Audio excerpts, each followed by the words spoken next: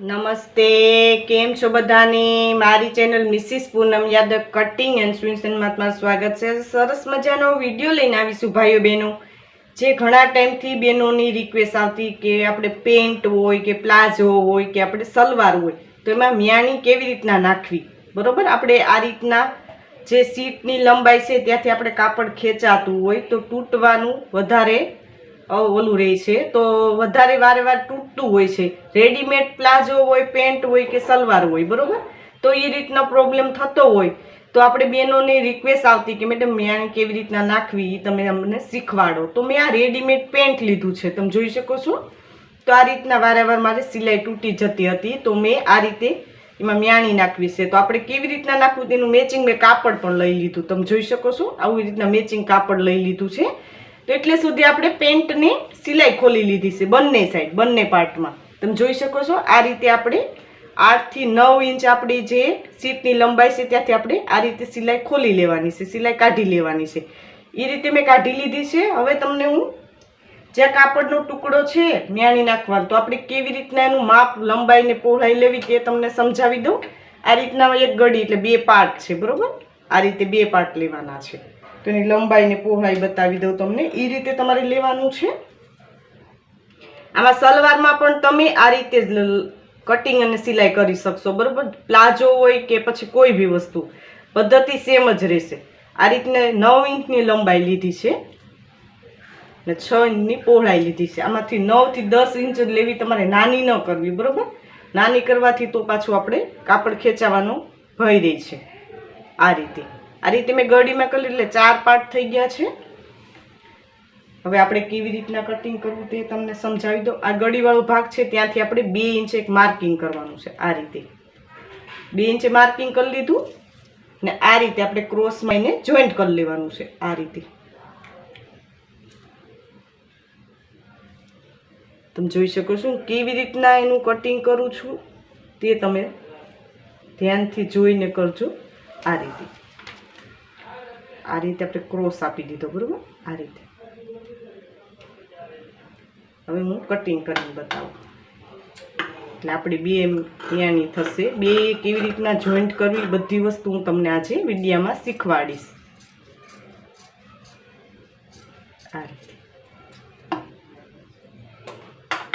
આ રીતે એનું કટિંગ થશે, તમે જોઈ શકો છો। સુંદર મજાનું આપણું કટિંગ થઈ ગયું છે। હવે આને લગાવવી કેવી રીતના તે તમને હું સમજાવું।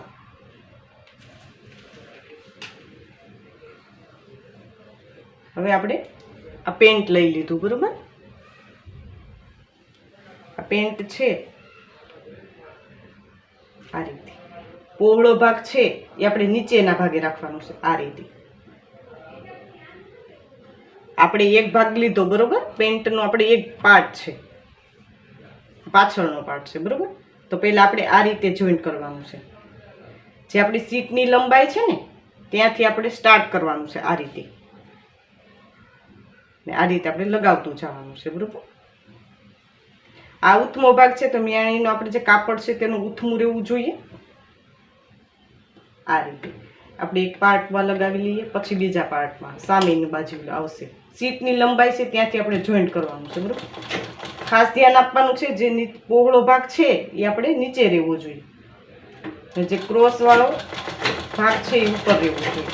સીટની લંબાઈ છે ત્યાં આ રીતે જે રીતના હું બતાવું છું એ રીતે આપણે સિલાઈ લગાવવાની છે।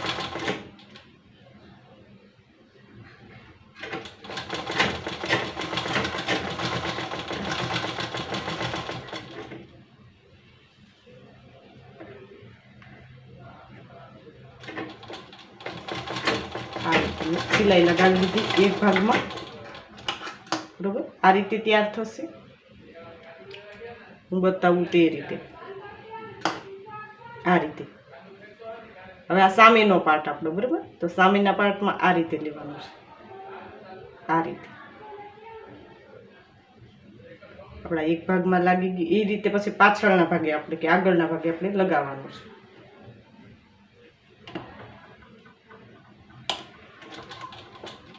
આ રીતે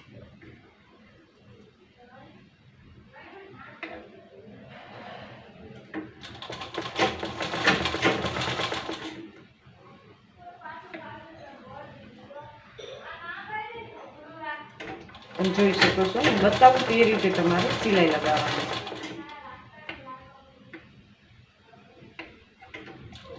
આ રીતે મિયાણી લગાવવાથી આપણે જે વારે વાર આપણું પ્લાઝો કે પેન્ટ ફાટી જતો હોય એ આપણે ફાટીની નાની પહોળાઈ વધી જાય, બરાબર, કાપડ ખેંચાય નહીં.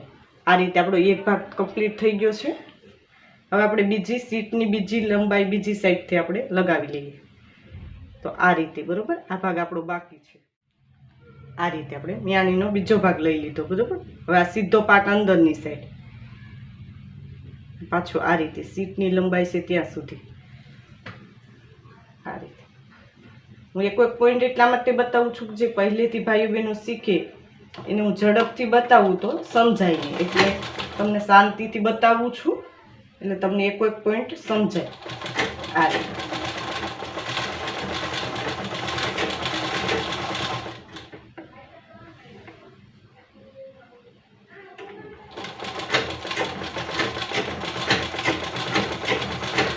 એક ભાગ લગાવી દીધો, બરોબર. એક સાઈડ આપણે સિલાઈ લાગી ગઈ. હવે સીટની લંબાઈ બીજી સાઈડ છે તો એ રીતે આપણે લઈ લઈએ. આ રીતે તમે પહેલેથી જે સીવતા હોય સલવાર કે પેન્ટ તો તેમાંય પણ આ રીતે લગાવીને પછી સિલાઈ કરવાની, બરોબર. સીટની લંબાઈ જોઈન્ટ કર્યા પહેલાં આ રીતે મિયાણી લગાવી લેવાની, પછી આપણે સીટની લંબાઈ જોઈન્ટ કરવાની. તમે સીવેલી ન હોય ને પહેલેથી સીવતા હોય કટિંગ કરેલું હોય તેમાં પણ આ રીતે જ લગાવવાનું આવશે. પહેલાં આ સ્ટેપ આવશે, બરાબર, પછી બધા સ્ટેપ આવશે. એટલે એ રીતે તમારે લઈ લેવાના છે.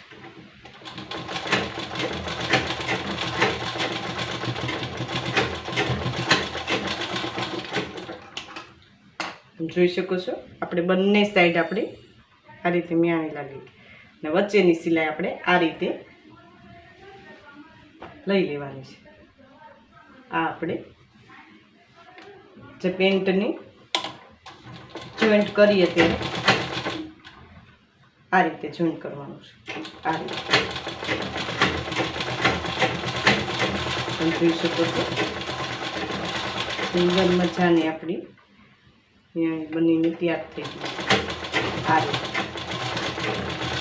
હવે આ બધા પાર્ટમાં આપણે ડબલ સિલાઈ લગાવી લેવાની છે. આપણે આડી સિલાઈ મારી તે પણ ને બંને સાઈડ આપણે ડબલ સિલાઈ લગાવી લેવાની. એટલે આપણે જે સિલાઈની મજબૂતાઈ પછી તમને હું બતાવું કે કેવી રીતના એની કમ્પ્લીટ થશે. તમે જોઈ શકો છો આપણે આ રીતે ડબલ સિલાઈ લગાવીને કમ્પ્લીટ કરી લીધી છે. આ રીતે આપણે આગળ પાછળના બંને સાઈડ આપણે સિલાઈ લગાવી લીધી. આ રીતે તમારે કમ્પ્લીટ કરવાની છે. તમે જોઈ શકો છો સુંદર મજાની આપણે મિયાણી લાગીને તૈયાર થઈ ગઈ છે. આ રીતે તમારે લગાવવાની છે. એમાં પ્લાઝો હોય કે પેન્ટ હોય કે સલવાર કોઈ ભીમાં તમારી પદ્ધતિ સેમ જ રહેશે. મેં સરળ રીતે તમને સમજાવવાની કોશિશ કરી કે મિયાણી આપણે હોય તો કેવી રીતના સલવાર હોય કે પેન્ટ હોય તો પ્લાઝામાં લગાવી શકાય. આ રીતે ઓનલાઈન મેં ફરમા દેવાનું સ્ટાર્ટ કરેલું છે ભાઈઓ બહેનો.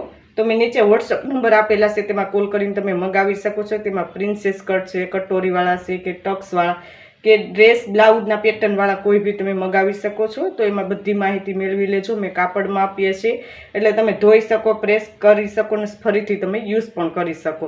ને હજી સુધી અમારી ચેનલને સબસ્ક્રાઈબ ન કરી તો સબસ્ક્રાઈબ કરી લેજો. નોટિફિકેશન બેલ પર ઓલ કરજો. વિડીયોને લાઇક કરજો. કોમેન્ટ પર જરૂર કોમેન્ટ કરજો ભાઈ બહેન કે વિડીયો તમને કેવો લાગ્યો. આ વિડીયો જો ખૂબ ખૂબ ધન્યવાદ.